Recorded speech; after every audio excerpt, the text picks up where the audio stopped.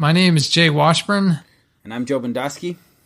And this is Start Writing. So we've had a lot of people ask us about, we've been podcasting for years. Do you remember how long it's been total, Joe? 2 or 3, I think. Yeah, it's at least 2. Yeah, I don't know if it's beyond 3 yet. I can't remember, but it's a lot. And we have a lot of episodes. And we have had listeners ask us, well, where do I start? You have such a large library. Yeah.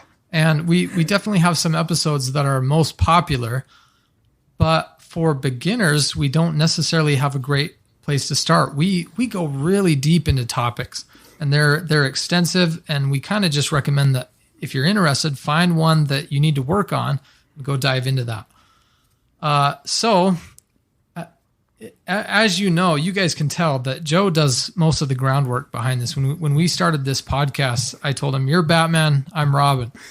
And that means he's leading the charge on most of these. Well, on basically all of them. But we discussed this, and we discussed the question coming in about where do I start? And we decided to do this little mini series, and I am taking the lead on it. And it's a beginner's guide to writing a novel. And I think I just want to warn you ahead of time that I don't consider this necessarily definitive, but it's definitive for me. This is the way I think about things, and I'm hopeful that the way I do things, the way I write novels, will be helpful to a beginner. And that's what I'm intending to do. It's interesting. I just finished an MBA program. A lot of my classmates, when they heard that I was an author, they would tell me, oh yeah, I've been working on this book project. Even one of my professors, we talked about it. And so this is to you guys. This is my answer to your question, how do I get started? So we're going to be going through that. Okay, so, there we go. Oh, I think your sign should have said a beginner's guide to start writing a novel. I know. Okay, so the truth is I thought about layering that in there, and then I don't know. I didn't know if it was too corny. I went through a bunch of titles, to be honest, but. Okay, so when I took my first creative writing class, this was, I first started college, I was a freshman, and I took creative writing, and at the time I thought, being an author is not a viable career, so I'm not going to pursue that, but I'm going to take this creative writing class for fun, because that's what I really cared about. And my teacher recommended that I read a book called Character and Viewpoint by Orson Scott Card. And hopefully you've heard of this, but maybe you haven't. He has something that he calls the MICE quotient, and that stands for milieu, idea, character, event. And I like that, and that helped me kind of start my author journey over a decade ago. But since then, my perspective has shifted a lot, and I'm currently working on a project. It's called Star Child. It's a sci-fi space opera, and I'm about to publish the 3rd book. It's right on the cusp. But in Star Child, there's something called the braid, and it's kind of a framework for the magic system, and it claims to be a framework for everything. Like, you can understand the universes by aligning it with the braid. And just to show you how crazy deep I've gone, this is a little spreadsheet, but it just lists a bunch of different facets of life, essentially, and how they line up with the braid. But that is an alternate title for what I want to teach you today. I want to show you how 3 key points weave together into what I think of as story making. So on this slide here, you'll see on the right, I have Orson Scott Card's idea and event. To me, he talks about those as 2 types of stories, and to me, this is a story that is plot heavy. It's about obstacles and problems and solutions and crises and winning and losing and restoring order. So that's one of the facets that we're going to be talking about today and in this series. Next he has character. That's probably a better name than what I picked, but I'm calling it hero. There are stories that drill in on the hero and emphasize that. And then last he has milieu. Most of the time in screenwriting or fiction in general, they call this setting. And I like milieu. He's trying to kind of expand it. I'm just going to call it world.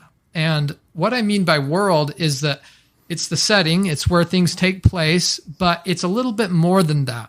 sometimes it's the concept that goes along with the setting. And I'll give you an example. So Harry Potter happens in almost modern day England, almost contemporary England. And it happens at a castle, which in the movies they filmed it at Oxford. Like, that's the setting for Harry Potter. But the world is a little bit bigger than just the place. And it means there's magic. This is an England with magic. And it's not simply the green grass. It's the way the society works. And it's a little bigger. So I'm going to call that world. Yeah. Well, I can kind of see why Card called it milieu, because, like you said, it's bigger than just that. Like, if we take things out of the sci-fi fantasy realm and just move into the contemporary world, you can have, a beach summer romance take place in our contemporary world, and the same thing you can do with kind of a gritty noir detective novel. But the mood and the feel of those two worlds, while they're contemporary, is still very different. Yeah, that's true. That is an excellent point. So I deviated. So my background is in user experience design. And basically what that means is you're working on software and you try to make it as simple and straightforward and foolproof as possible. And so it's that kind of mindset that makes me avoid this French milieu word and think, well, how can I simplify that and make it a little more accessible? Because to be honest, when I approach that word, I'm like, I don't even know how to say that. So I'm just trying to make it.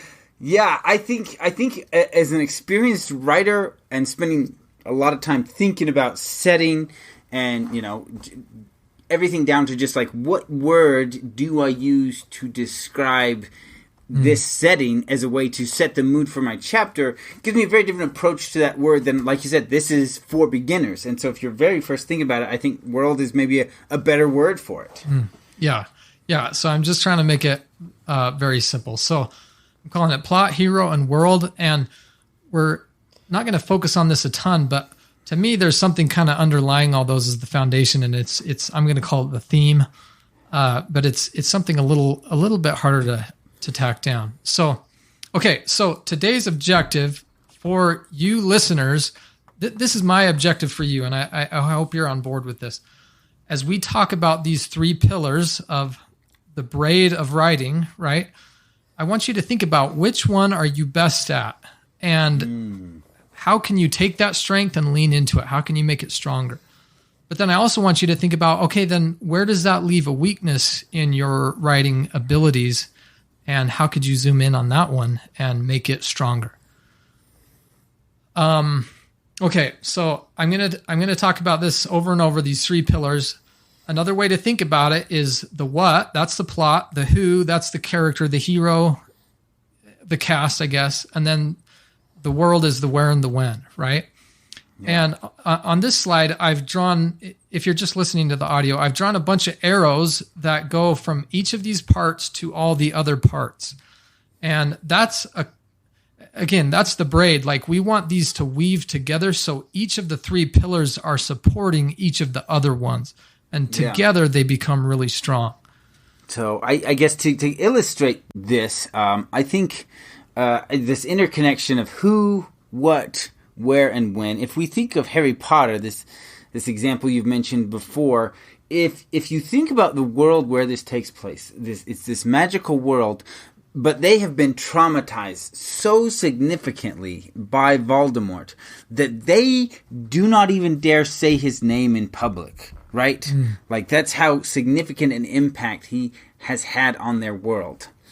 And then you have Harry, who is magical, but he has not grown up or even known about the magical world until he is much older. Even Hermione is familiar with the concept of Voldemort, right?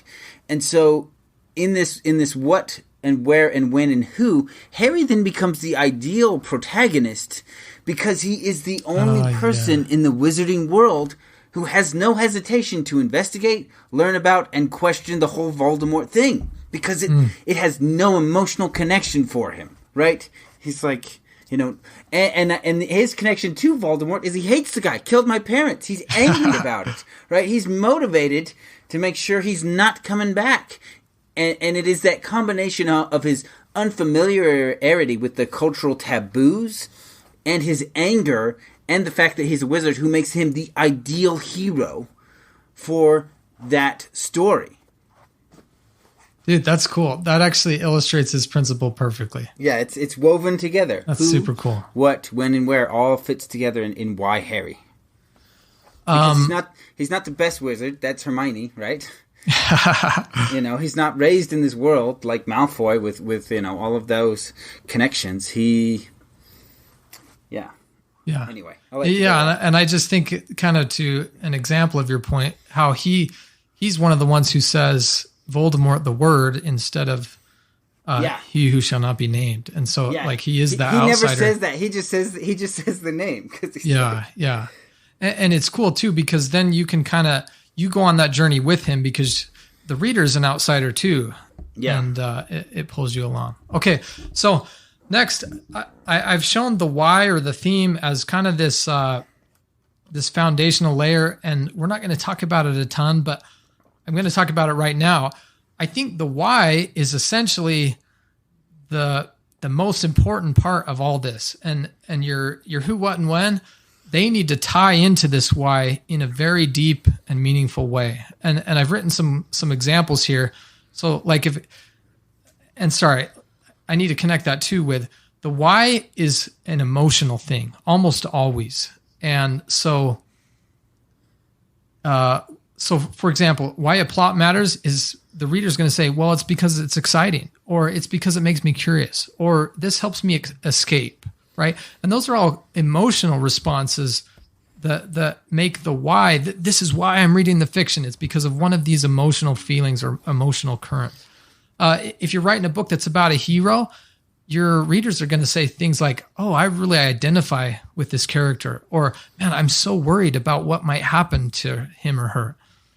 And then going along with the world, you're going to hear your readers say stuff like, well, this world fills me with longing. Or if it's Game of Thrones or something like that, they're going to say, this place terrifies me so much that I can't look away. But you'll notice that all of these whys are an emotional response to what's going on as we're braiding our story. Well, so anytime my mom has seen a movie she really likes, and she calls me up and she wants to tell me about it, the first thing she'll start doing is telling me who the actors are in the movie. And I always remind her, Mom, I don't care. What's it about? Right? Because her focus is character. My focus is plot. Yeah. And then to take this to the next step, when I'm looking for a new book in various emails that I get or just on Amazon, I look at the cover, and what I'm looking for, because the cover doesn't tell me about the plot or anything, is I'm looking for a world that interests me, right? And then I will read the blurb to see if the plot interests me as well. But just for me, plot is very important, but world is also key. And then hero, I meet them along the way. Mm-hmm. Dude, that's perfect. I love how that contrasts with your mom. Yeah, she's so funny. You're like, I don't care who's in it. What's it about? That's so funny. And then I just put a textbook on here. And when people are reading for knowledge, like sterile knowledge, I'm not looking for emotion. I don't need to respond. I just need to know something. That's where a textbook comes in. And we don't want to write a textbook. We want to make these emotional connections with our readers. Okay, one more way to think about it. Plot is future. What is about to happen to this hero? And character is past.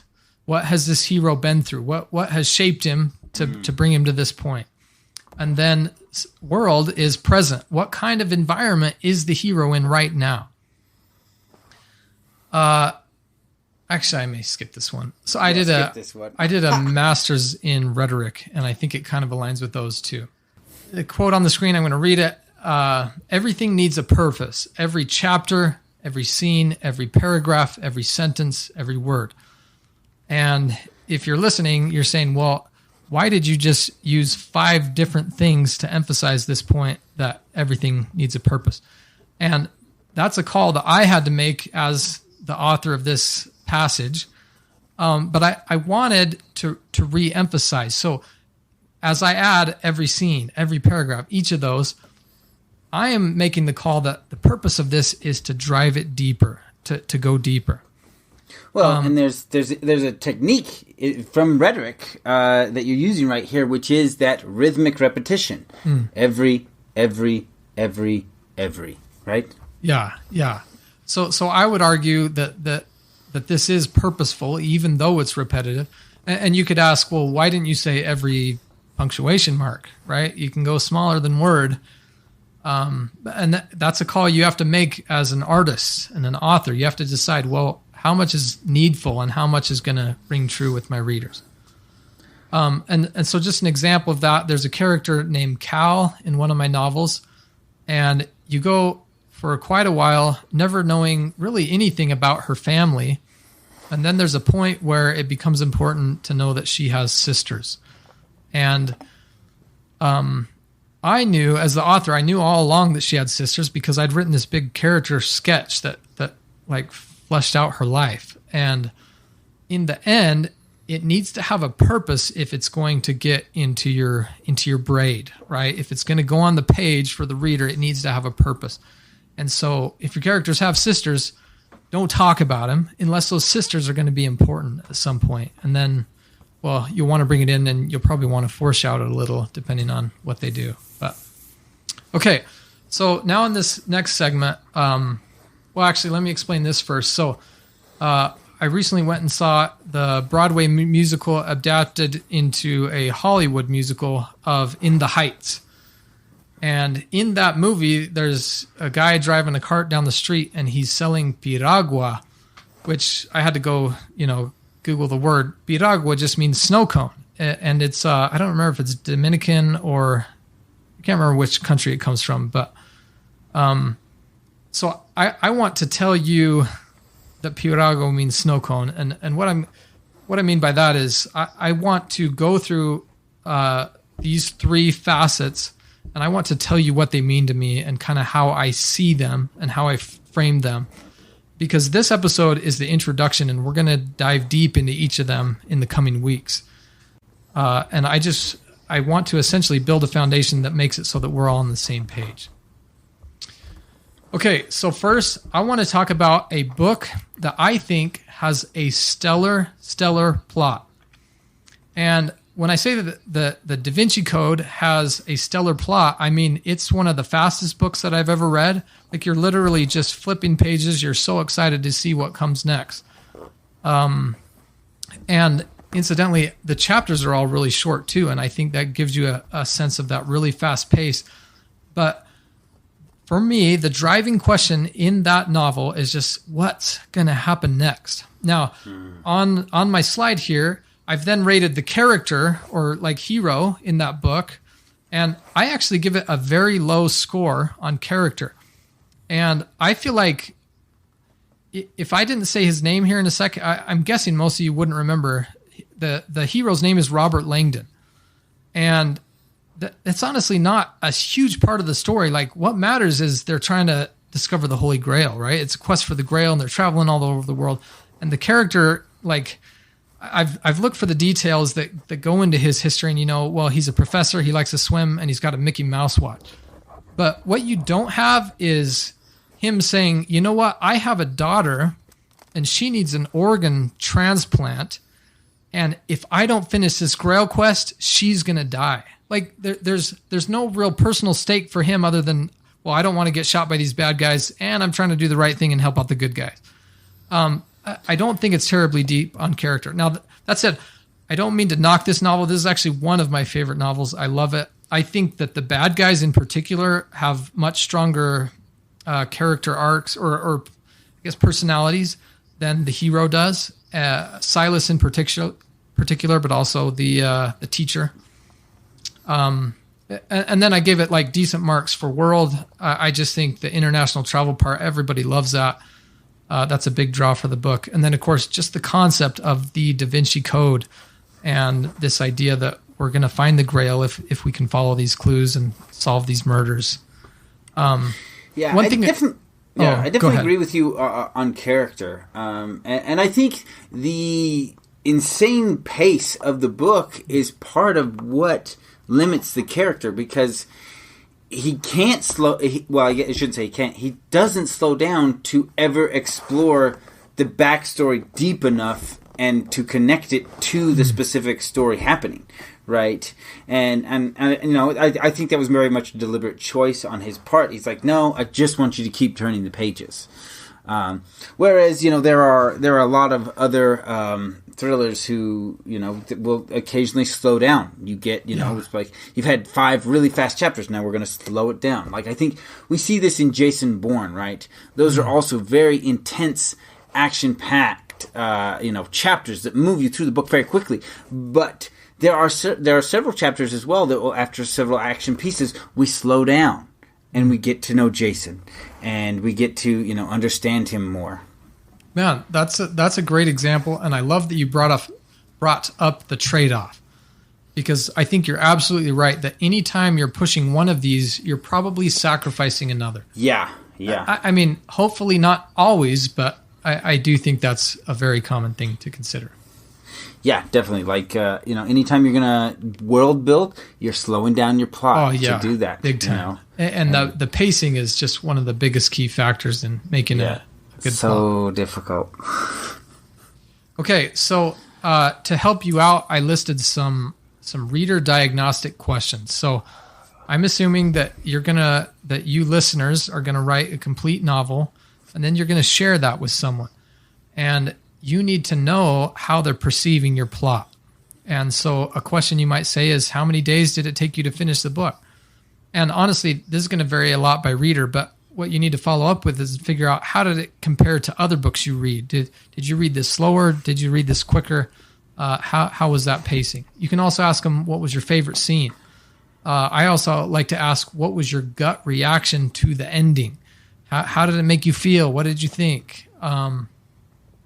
And then this is a new one, so I listed it as bonus points. You're going to have to ask this before, but I just tested out this with Joe the other day, and I thought it worked brilliant. But ask them, say, predict the ending as you read. And so now for my Star Child Book 3, I have what Joe is thinking the ending is pointing to. And it's interesting because that's something I can't see as an author. I've always known what the end was. And so it's hard for me to know what exactly have I made clear up until this point. That is an excellent point. Yeah. Anyway, I loved your predictions because it really shaped my concept of what my plot had pointed out to you. Okay, so next I just want to talk about Huckleberry Finn. On plot, it's weak, and if you look about just about any serious literary critique, they're going to say, the third act of Huck Finn sucks because it just turns into a Tom Sawyer novel, and it's this lighthearted, kind of frivolous, cheap. It's just not solid on plot. Well, and to be fair, I should say that all of my ratings on this little chart thing are in the positive, and these are novels I'm pointing out that have sold. I mean, they're classics or bestsellers. And they're all in the positive. So even though Huck Finn has a weak plot, I think it has a sufficient plot. And that's the same with Da Vinci Code and characterization, right? It has sufficient character. Now, if you're a brand new writer, it's quite possible that your maybe plot, say, would be in the negative. And that's a huge problem. That's not acceptable. And you need to bring that up to where it's at least a positive mark on your book. Okay, so Huck Finn, deep character novel. We get this kind of backwards boy who's an outcast from society, and he becomes friends with a man named Jim who's a slave. And Huck Finn has a moment where, so he, because of his upbringing, he believes that if he helps Jim the slave, he will go to hell. And to him, that's like, I will literally live in fire and brimstone for eternity. Like, that's what he believes. He says, if I help them, or if I help Jim, that's what's going to happen to me. And he has this internal moment where he decides, you know what, I'll go to hell then. Because he believes that it's more important to help this man who he sees as a real person. And that's just like this deep character moment. It's not really an outward thing. It's this internal struggle. And that's something you don't really get in Da Vinci Code so much. And that characterization is a big part of what makes Huck Finn such a classic. And then I also think it does decent on world, although like it immerses you in the deep South, but I don't feel like most people are drawn to that book because they want to get immersed in the deep South. That's kind of like a byproduct, in my opinion. Again, that's just me. But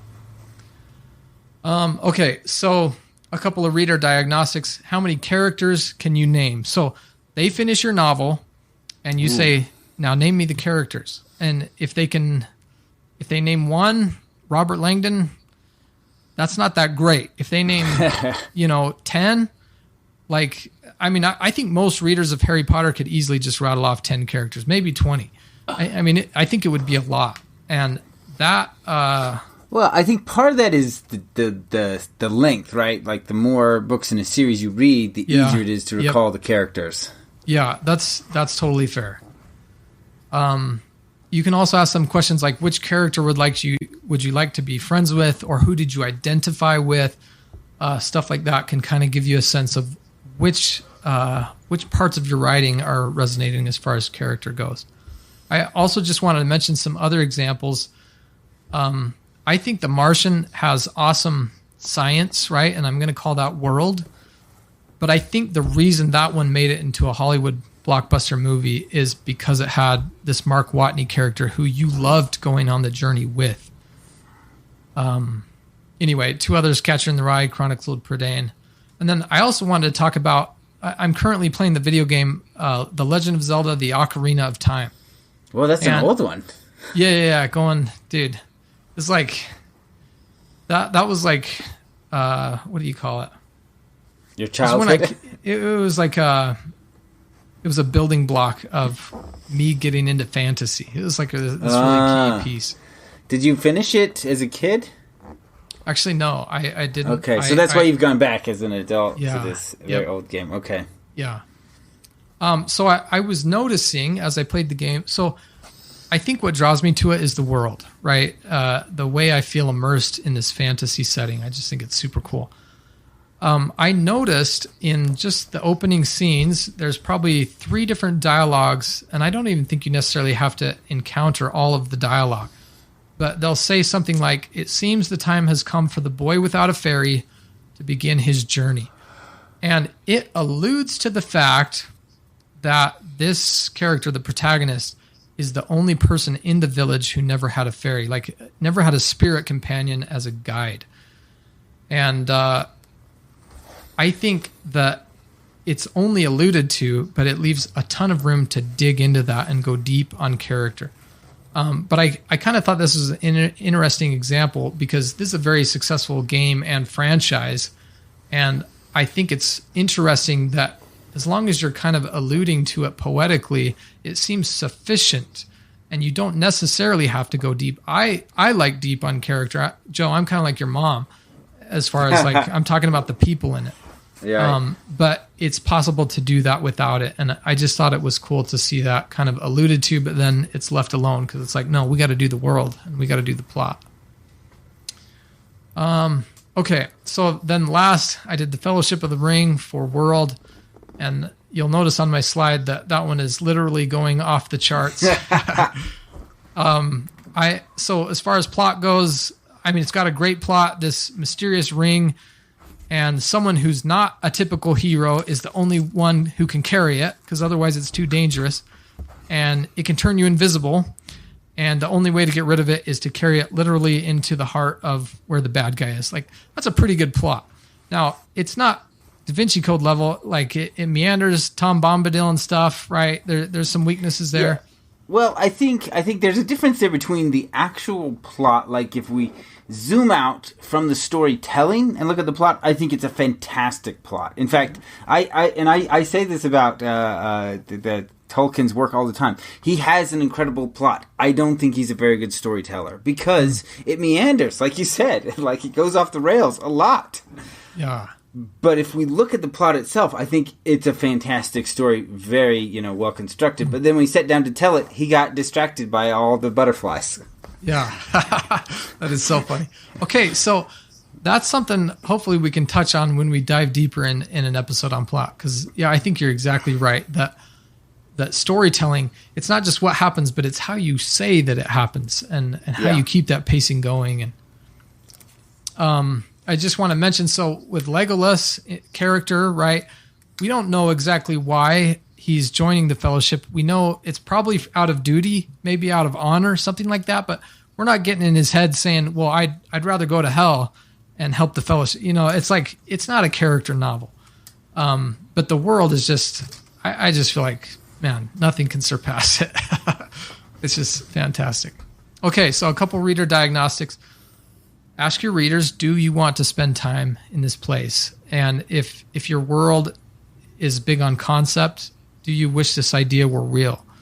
Or ooh, that's a good one. Stuff like that. You want to dig into their feelings on what they think of the world that you've made and invited them into. Some examples. So I mentioned In the Heights earlier. So I'd listened to the soundtrack before, and I knew exactly what I was getting into. And what is In the Heights? I don't remember you mentioned it earlier. And I don't know sorry. What so it's a Broadway musical that was recently turned into a Hollywood musical. Okay. And it just came out a few weeks ago. But so I came out and I was just like, wow, that was so good. And she's like, man, it was boring. Nothing happened. Your wife? Yeah. Sorry. So we went and saw that together. And she's actually exactly right. Especially in the first half of the movie, very little happens. And the reason is because it's a world movie or show. And it's trying to invite you into New York City, specifically a suburb called Washington Heights. And it's trying to immerse you in this world. And that's basically all it does. There's very little like, oh no, this has happened. What are we going to do? Like, it's not really a plot thing. It's a world thing. And actually, I should mention, it's also really high on character. It goes deep into characters and motivations. Another world one I wanted to mention is Jurassic Park. And I actually think it has a stellar plot, and there's some hints at some really good character. But all you have to say is, what if dinosaurs could be brought back to life today? Like, that concept just blows my mind every time I think about it. That concept is the reason there are 6 movies out now, because it's hard to ever get enough of that concept. And the fact that he took that idea and ran with it, it's just like stellar. And then I wanted to mention an antithesis. I think it's interesting that when you read Shakespeare, like Shakespeare's also just top notch, but when you look at the world in Shakespeare, it's hard to get at. And part of the reason is it was made to be on stage, and you're going to have a couple props, and that's about it. And then you can take, say, Romeo and Juliet, and Baz Luhrmann, the director, takes it and puts it in modern-day California. And all of a sudden you have this mind-blowing setting alongside Romeo and Juliet, and that just does some crazy things. But the story alone can actually function very well with like hardly any setting other than to say, well, there were these 2 cities. Anyway, so just something to think about. There's World. We're getting a little low on time. Okay, so I'll dive into this last example, and then I think we're done. I recently read the novel Neuromancer. Oh, you read Neuromancer? Yeah, dude, it was cool. And I'm about to tell you why I think it's so cool. Did you listen to our episode first, or did you just pick it up? Oh, no, sorry. It's completely unrelated. I haven't listened to it yet. I need to. Well, here, Joe, put a plug in for your other podcast, because it deserves it. I have another podcast where we dive deep into just stories. As we put it, right? Like, do you remember that the first time you read that spellbinding story and or encountered it, whether it was, watching a show or playing a game, that it just gripped you and like you just forgot to sleep. You forgot your life and just lived there, right? Like it just totally captivated you. Do you remember that? Our goal in Floor is to go into those stories that captivate people that way and just dive deep into the lore and into the backstory and some of the influences and just really explore them in that deep nerd way. So, listeners, I hope you'll go Google that. It's Lore, Lore, but no, with the it's F. Floor. With the F. Oh, yeah. Lore. Yeah, Floor. Yeah, Lore with an F, spelling floor. And it's fantastic. I listened to their series on The Witcher, and man, it's just so good. And it's cool that it brings up it's like a discussion. It's the conversation that you wish you could have had but you just don't know enough nerds to actually have it. That is a good way of putting that. Yeah. I'm going to use that in some of our advertising. You're like, this is the nerd discussion you want to have with all your friends. You just don't know enough of them. Yeah, it's really good stuff. I highly recommend it. In particular, if you're reading a series that they're delving into, they've done a lot of really cool series. Okay, so anyway, back to Neuromancer. I didn't know you'd done Neuromancer. I need to go listen to it. I do feel a little lost. So that is the Cyberpunk introduction because Cyberpunk came out of Neuromancer. Yeah. So, man, I'm blanking on his name. Gibson. Yes, Gibson. He's the man who coined the phrase cyberspace, which I think is super cool. Yeah. And for those of you who don't know, it's kind of a story like The Matrix, where there's like reality and then there's this other cyberspace world. So I was reading it, and I was reading it as I was preparing for this lecture series, and I started to notice some interesting pieces coming together. So on page 1, I'm going to read you this quote. The Chatsubo was a bar for expatriates. You could drink there for a week and never hear 2 words of Japanese. So already we're getting setting, right? This is world. This is telling us in very short order, it's telling us that it's surprising if there's no Japanese. So it's like this little island in some place that is submerged in Japanese, right? And then also that it's a bar. So it goes on. The bartender's smile widened. Now, this is talking about a person, a character, but I like to think of this as a braid because in describing this character, we're seeing the world. So the bartender smiled. His ugliness was the stuff of legend. In an age of affordable beauty, there was something heraldic about his lack of it. The antique arm whined as he reached for another mug. So we're seeing that, okay, this is a culture that can buy beauty, like you can re-sculpt yourself. And he has an antique arm that makes a sound as he moves it.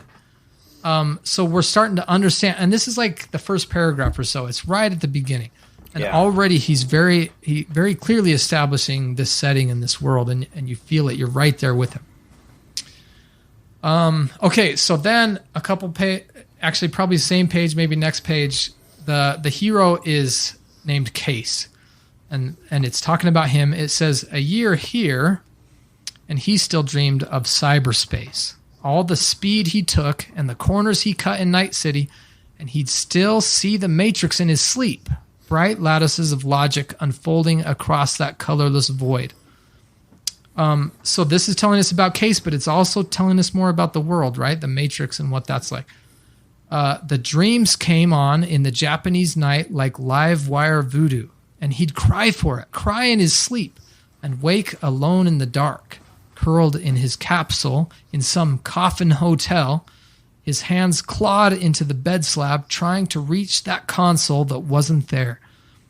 So this paragraph is teaching us about what Case has been through and what he's like because of what he's been through.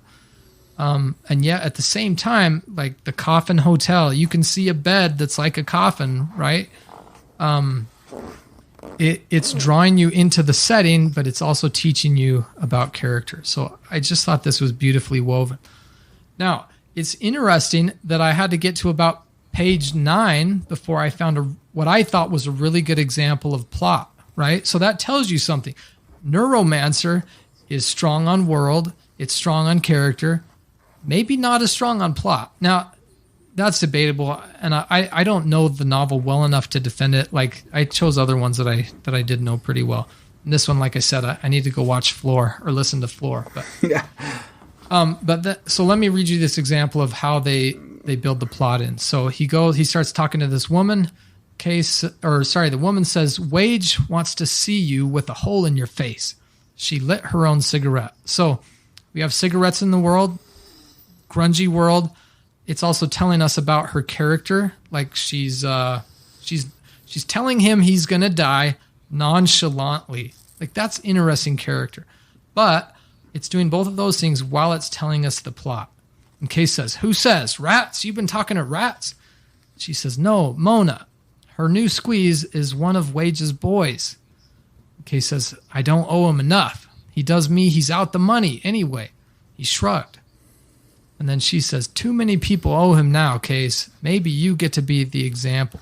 You seriously better watch it. So 9 pages in, now it's like, okay, not only this guy suffering withdrawals, but they're going to kill him because he's involved in money and he's indebted. I just thought this was a great example of the braid in action. We're doing all 3 of those points. We're doing them very well, very concisely, and right up front, the reader knows, here's the world I'm in, here's what's about to happen, and here's who it's happening to. I just thought it was a stellar example. Huh. Okay. Oh, sorry. Did you want to... Oh, no. That's good. Cool. So I just want to review. I hope you accomplish the objective today to figure out what it is, which of those 3 pillars you're strong at and which needs some work.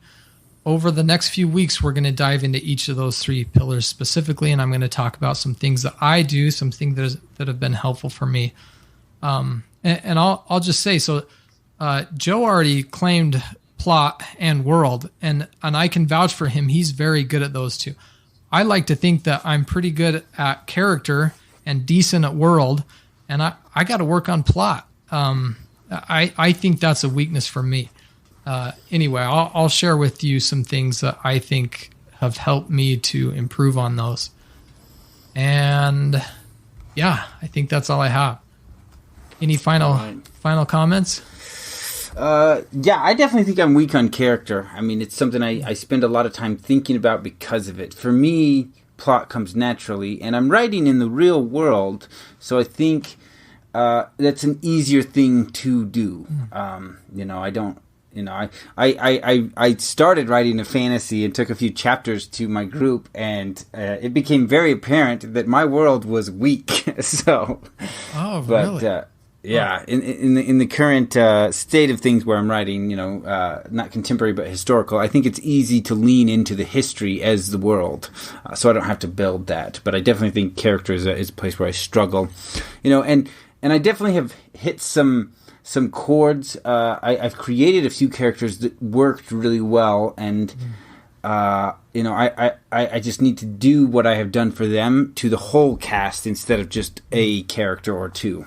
I think you and I have had this discussion before. In the first novel in my series, the villain is very well done, and a lot of people comment on him, but the rest of the characters don't stand up as effectively because they're not as well done. Well, you're in the company of Dan Brown, and that's pretty good company. But yeah. So all right, great episode. Thank you. Yeah, everyone, thank you for listening, and thank you for watching. If you watched. It's time to start writing.